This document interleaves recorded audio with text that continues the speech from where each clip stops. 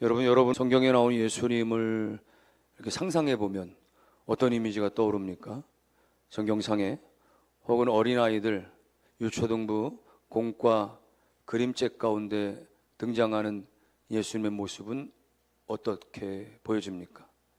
어린아이를 이렇게 품에 안으시고 어린아이를 지그시 바라보시면서 미소 지으시는 예수님의 모습, 혹은 길 잃은 양을 어깨에 둘러매고 콧노래를 부르시면서 흥얼거리시면서 인자한 모습으로 또 그렇게 서 있는 모습이나, 아니면 병자들을 끌어안고 병자들의 손을 잡아주는 그런 장면들을 우리가 우선적으로 떠올리게 되죠. 근데 오늘 본문에 보니까 이런 모습과는 전혀 딴판인 예수님의 그야말로 아주 충격적인 대반전과도 같은 그런 사건과 함께 예수님의 모습이 등장하게 됩니다. 마치 액션 영화의 한 장면처럼 예수님이 예루살렘 성전에 들어가서 그야말로 다짜고짜 고함을 치시면서 돈 바꾸는 사람들의 상을 다 엎어버리고 비둘기 파는 사람들의 의자를 다 발로 걷어차버리고 말이죠. 오늘 그런 장면입니다. 15절에 보니까 그들이 예루살렘에 들어가 아니라 예수께서 성전에 들어가사 성전 안에서 매매하는 자들을 내쫓으시며 돈 바꾸는 자들의 상과 비둘기 파는 자들의 의자를 둘러 엎으셨다. 여러분, 지금 예루살렘 성전 안에서 무슨 일이 벌어지고 있는 겁니까? 당시에 이 예루살렘 성전은 유대의 최대 명절인 유월절을 맞아가지고 지금 전국 각지에서 유대인들이, 또 해외에 흩어져 있는 수많은 유대인들이 그렇게 순례객들로 인산인해를 이루는 그런 상황입니다. 여러분, 그러면 지금 성전 안에서는 예배해야 되니까 찬송 소리나 기도 소리나 이런 것들 들려줘야 되는데, 근데 그렇지 못하다는 거예요. 성전 마당에서 나는 소리들이 뭡니까? 자 비둘기를 특가로 할인합니다. 6월절을 맞아서 1+1 행사합니다. 거기 아저씨 로마 동전 가지고는 성전세 바칠 수 없으니 성전에서 활용하는 세겔로 바꿔서 환전해서 그렇게 드리세요. 수수료는 붙습니다. 뭐 이런 식으로 말이죠. 소들이 울고 양들이 울고 돈지갑을 열고 그런 소리가 나고 수수료를 깎아달라 따지고 말이죠. 이런 성전 마당이 온갖 그렇게 말이죠, 난장판 장터처럼 북새통을 이루고 있었던 것입니다. 그래서 온유하신 예수님께서 왜 이렇게 크게 분노하셨는지를 오늘 우리가 살펴보게 되는 것입니다. 지금 이렇게 예수님이 상을 뒤엎어버린 장소는요, 예루살렘 성전의 한 구역이에요. 예루살렘 성전에 여러 구역들이 있는데 마지막 뜰 쪽에는 이방인들이 기거할 수 있는, 이방인들조차도 찾아와서 하나님께서는 그들도 하나님 앞에 나와 예배하거나 그들도 하나님 앞에 나와서 기도할 수 있도록 마련된 곳이었습니다. 넓은 마당이죠. 그런데 성전의 지도자들이, 장사꾼들이 머리를 굴리는 거예요. 어차피 이방인 놈들은 우리 유대인들도 아니고 이스라엘 사람들도 아니고, 그러니 저 마당을 내버려 두지 말고 우리가 장터로 만들어서 돈이나 벌어보자, 그런 거거든요. 유대인들이 머나먼 곳에서부터 다 제사하겠다고 예배드리겠다고 말이죠. 순례객들이 그렇게 집에서부터 양을 끌고 오고 비둘기를 담아오고 말이죠. 여러분, 정성과 가장 구별된 가장 깨끗한 것들을 골라서 그렇게 왔지만 성전 앞에서 검시관들이 말이죠, 제사장들이 돋보기를 들이대면서 에이, 이 양은 지금 털이 고르지 않다고, 발톱이 부러졌다라고, 눈동자가 흐릿하다고 부적격 그래 버리고는 당신은 우리 성전에서 거래하는 업체에서 양을 사서 거룩하게 바치시오, 이런 식으로 요구하는 것입니다. 그러면 그곳에 가보면 시중가보다도 5배 10배 비싼 값에 그냥 되돌아갈 수 없이 말이죠, 어쩔 수 없이 사서 그렇게 제물로 바칠 수밖에 없는 상황들. 성전세를 드릴 때, 돈을 바꿀 때도 마찬가지입니다. 환전 수수료를 떼먹는데 말이죠, 상상할 수 없는 거예요. 이렇게 서기관들과 대제사장들이 그야말로 종교라고 하는 이름으로 가난하고 경건한 순례객들의 그 호주머니를 털어서 자신들의 그야말로 뒷돈을 챙기는 합법적인 사기극들이 성전 안에서 자행되고 있었던 것입니다. 여러분, 예를 들어서 어떤 유명한 산이 있어서 이 산에 등산하려고 갔는데 말이죠, 입구에서 경비하는 분들이 가로막습니다. 아유, 선생님, 집에서 싸온 김밥은 이 거룩한 산에서는 드실 수가 없습니다. 그러니 저희들이 마련한 산에 올라가다 보면 중턱에 거룩한 떡볶이가 있는데 그것을 사서 드십시오. 뭐 이런 식으로 막았단 말이죠. 그래도 허기진 마음으로 그렇게 산에 올라가 보니까 그 떡볶이집 말이죠, 밀떡 한 서너 개 집어넣고 말이죠, 떡볶이 한 그릇에 5만 원을 받아 먹으면 이거 왜 이렇게 비쌉니까? 그랬더니 말이죠, 공기가 깨끗한 이 산 정상에서 먹는 프리미엄 떡볶이이기 때문에. 이렇다고 말하면 여러분 얼마나 열불이 나겠습니까? 지금 성전에 찾아온 이 가난한 백성들의 마음이 그랬던 거예요. 하나님께 예배하러 왔는데, 하나님 만나러 왔는데 말이에요, 종교 지도자들이 중간에서 지금 말이죠, 통행세를 그렇게 가로막고 뜯어내고 있었던 것입니다. 당시에 6월절만 되면 말이죠, 흩어졌던 이스라엘 사람들, 그 이스라엘 땅 안에 있는 이스라엘 백성들뿐만 아니라 로마에 살고 알렉산더에 살고 그리스에 살고 흩어졌던 유대인들이 다 1년 동안 열심히 땀 흘려 번 돈 가지고 말이죠, 그 하나님 앞에 예배하겠다고 예루살렘으로 그렇게 다 모여들었거든요. 근데 그들이 그 외지에서 외국에 사용했던 돈들 뭡니까? 로마 돈들, 데나리온이나 혹은 그리스에 사용했던 드라크마, 이런 것들 어쩔 수 없이 가지고 오면 거기에는 황제의 얼굴이 새겨져 있거나 혹은 뭐 황제는 신의 아들이다, 뭐 이런 식의 글귀가 쓰여져 있어서, 그래서 이런 이방의 우상이 새겨진 그런 부정하고 더러운 돈은 성전에, 거룩한 성전에 헌금함에 넣을 수 없다, 이렇게 말한 것이죠. 그래서 그들 가운데 말이죠, 성전에 쓸 수 있는 그 순도가 높은 은으로 만들어진 그 세겔로 반드시 환전해서 성전세를 내게 했던 것입니다. 나름대로 이유는 있었어요. 명분은 그럴듯했습니다. 우상이 새겨져 있는 그런 동전 바칠 수 없단 말이죠. 문제는 뭐예요? 그걸 바꾸는 과정에서 환전율과 수수료, 성전의 환전상들이 말이죠, 동전을 바꿔주는데 그 바꿔주는 환전 수수료가 기본이 10% 이상, 15%까지 말이죠. 거기다가 만약에 시골에서 온 순례객이 말이죠, 땅 맞아떨어진 어떤 단위의 돈이 없기 때문에 큰 동전을 내고 작은 동전을 그렇게 말이죠 받아야 되는 상황이 되면 그것도 잔돈을 내어주는 대가로 내어주는 대가로 말이죠, 수수료를 또 챙기는 거거든요. 그러니까 결과적으로 보면 말이죠, 멀리서 온 순례객들이 성전세를 내기 위해서 환전하고 이렇게 하다 보면 최소한 원금에서 15%, 25%까지의 그런 내용들이 말이죠, 한순간에 다 수수료로 사라져 버리는 거예요. 그러니 예수님께서 이 상황을 보시면서 하나님을 만나러 온 이 순수한 예배자들, 이 순수한 마음을 말이죠 이용해서 이거를 장사판으로 이용해 버리고 은혜를 그야말로 돈으로 계산하게 만들어버리는 이런 탐욕스러운 종교적인 행태들 때문에 분노를 일으키신 것입니다. 예수님은 그저 거기서 양을 팔고 돈을 바꿔주는 그 자체를 탓하신 것이 아니라 오늘 하나님께 나아가는 이 은혜의 통로를 막아버리는, 예배를 이용해서 자기의 배를 채우는 그런 종교적인 탐욕에 주님께서는 분노하신 것이죠. 사랑하는 성도 여러분, 오늘 우리 안에 이와 같은 환전상의 모습, 장사꾼의 마음은 우리 속에 없겠습니까? 마치 거래하듯이 말이죠. 우리의 신앙이 하나님 앞에서 거래하는 식의 모습은 없습니까? 내가 하나님 이만큼 봉사했으니 하나님 나에게 이만큼 축복해 주셔야 됩니다. 하나님 내가 이만큼 헌금했으니 하나님 내 사업체를 이만큼 책임져 주셔야 됩니다 라고 하는, 하나님을 마치 기브앤테이크처럼 내가 이만큼 드렸으니 하나님 이만큼 주세요라고 거래적인 관계로 만들고 있지는 않습니까? 그렇다면 오늘 주님께서 상을 뒤엎으시는 그런 환전상의 모습과 다를 바가 없는 것입니다. 오늘 예수님께서는 이와 같은 장사꾼들을 다 성전에서 내어 쫓으신 다음에 가슴을 치시면서 선포하시는 거예요. 17절 말씀입니다. 다 함께 읽어보겠습니다. 이에 가르쳐 이르시되 기록된 바 내 집은 만민이 기도하는 집이라 칭함을 받으리라 하지 아니하였느냐? 너희는 강도의 소굴을 만들었도다 하시매. 이 말씀은 예수님께서 이사야하고 예레미야에 기록된 말씀을 지금 인용해서 지금 꼬집듯이 책망조로 말씀하시고 있는 거예요. 지금 예루살렘 성전, 이 성전의 본질을 뭐라고 말씀하시는 거예요?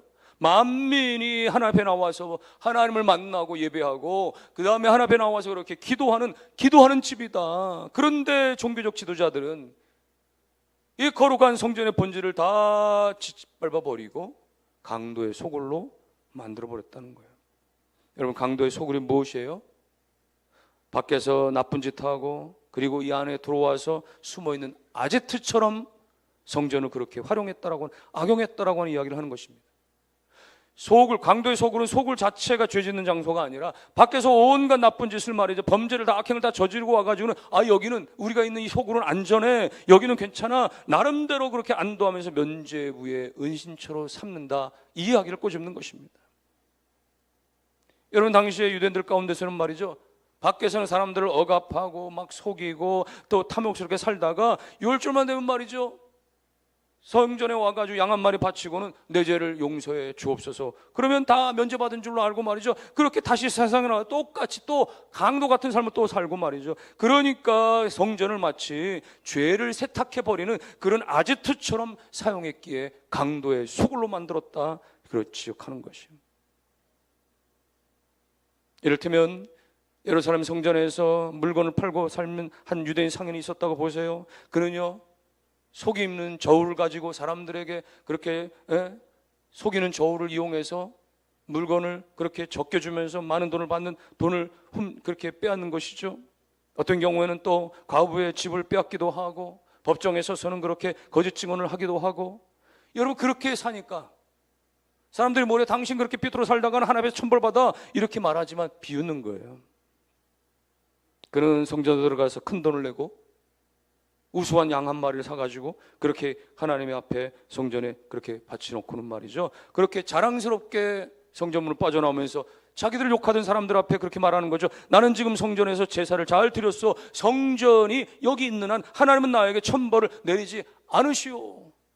이런 식으로 사람들은 성전과 재물을 마치 도피처처럼, 아지트처럼 그렇게 소굴로 삼았다, 그 이야기입니다. 이 사실을 이미 구약시대 때부터 예레미야 선지자는 가슴을 치며 경고했던 것입니다. 예레미야서 7장 9절 이하에 보니까 너희가 도둑질하며 살인하며 간음하며 거짓 맹세하며, 10절에 내 이름으로 일컬음을 받는 이 집에 들어와서 내 앞에 서서 말하기를 우리가 구원을 얻었나이다 하느냐, 11절 중반에 이 집이 너희 눈에는 도둑의 소굴로 보이느냐. 밖에서 살면서는 말이죠, 도둑질하고 살인하고 간음하고 다 행하고, 하나님의 집에 앞에 와서는 말이죠, 우리가 구원받았다, 하나님의 백성이다, 이렇게 말이죠, 도둑의 소굴로 만들어버린단 말이죠. 여러분, 오늘 우리의 모습 속에는 이런 모습이 혹 없겠습니까? 세상 살면서는 세상 사람들과 아무런 차이도 없이 그렇게 똑같이 이기적으로 살고, 그렇게 우리가 그렇게 거짓되이 살고 탐욕스럽게 살면서 주일날 교회당에 와서 예배당에 앉아서 예배 한번 드리면서 나는 구원받은 백성이니까 괜찮아, 그렇게 스스로 면죄부를 주고 있지는 않습니까?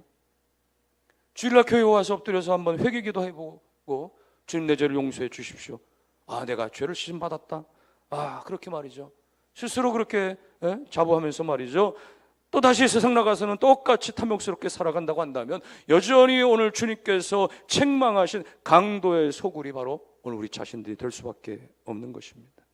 예수님은 오늘 우리 가운데 말씀하시는 것입니다. 내 집은 죄를 세탁하고 죄를 감춰주는 그런 강도의 소굴이 아니라 내 집은 삶이 바뀌어지고 마음이 찢어지는 만민이 나와서 기도하는 집이다. 내 집으로 나와서 하나님 앞에 그렇게 가슴을 치며 통곡하며 기도하는 집이어야 된다 말씀하시는 것입니다. 오늘 그 예수님께서 예루살렘 성전을 다 이렇게 청결하게 하시고 그리고 기도의 본질을 선포하셨더니 그걸 다 지켜본 이 기득권자들 말이죠, 이 대제사장들과 서기관들이 어떻게 반응합니까? 18절입니다. 대제사장들과 서기관들이 듣고 예수를 어떻게 죽일까 하고 꾀하니 이는 무리가 다 그의 교훈을 놀랍게 여김으로 그를 두려워합니다. 뭡니까? 지금 예수님이 행한 이 일들을 통해서 말이에요, 그들이 회개하거나 무릎을 꿇은 게 아니에요. 어떻게 하면 저 인간 예수를 우리가 죽여버릴까 공모하기 시작했다는 거예요. 왜 그렇죠? 예수님이 지금 예루살렘의 상을 뒤엎은 것은 한 번에 단순한 어떤 그런 그냥 소란을 일으킨 정도로 거 아닌 것이에요. 그동안 지금 이 대상들과 이 기득권층들이 말이죠, 누려왔던 막대한 어떤 그런 재정적인 수입원들과 이 종교적인 권력들에 대해서 주님께서 지금 뿌리째 흔들어 버리시는 말이에요. 너희가 너희의 행태로 말미암아 하나님의 전을, 하나님의 집을 강도의 소굴로 만드느냐 말이죠. 그들의 전곡을 찌르면서 뿌리째 흔드는 사건이 됐기 때문에 그런 거예요. 여러분, 실제적으로 6월절이 되면은, 예루살렘에는 말이죠, 전 세계에 있던 유대인들이 다 나와서 이렇게 6월절을 지키면서 성전세를 바치니까, 여러분, 그게 천문학적인 금액이 되는 거, 어마어마한 막강한 그런 그 돈과 거기에 따르는 수수료들과 또 이자들과 이런 것들을 움직이는 이 성전 안의 이 대상들은 엄청난 이 금융의 권력을 잡는 거죠. 그뿐만이 아닙니다. 대상들은 당시에 사내들이라고 하는 공의회의 공회원들이었기 때문에 당시에 모든 이스라엘 유대 백성들 가운데 어떤 사법적인 것을 행사하고 또 행정권을 행사하고 뭐 이런 것들을 다 독점했거든요. 그들은 이런 것들에 취해가지고 말이죠, 하나님 예배하는 일과 하나님 앞에 영광 돌리는 일에 아무런 관심이 없고 오직 자기 자신들의 밥그릇 챙기는 것과 기득권에만 관심이 온전히 쏠려져 있었기 때문에 그야말로 오늘 주님께서 이 행한 일들에 대해서 분노할 수밖에 없었고 예수를 잡아 죽일 생각만 하고 있었던 것입니다. 여러분, 오늘 우리는 마음의 상을 뒤엎으시는 예수님의 말씀 앞에서 우리는 회개할 것입니까? 아니면 이 기득권들 자들처럼, 종교적인 기득권들 자들처럼 우리는 예수님을 향해서 그렇게 귀를 닫고 때로는 예수님을 십자가에 다시 못 박는 그런 자의 모습으로 설 것입니까? 어떤 사업가가 말이죠, 교회 안에서 아주 장로님 소리 듣고 집사님 소리 듣고 예배 열심히 드리고 봉사 열심히 하고 굉장히 멋있어 보인 거예요. 그런데 이 사람이 회사에서는 자기 서랍에 이중장부를 챙기고 사는 사람입니다.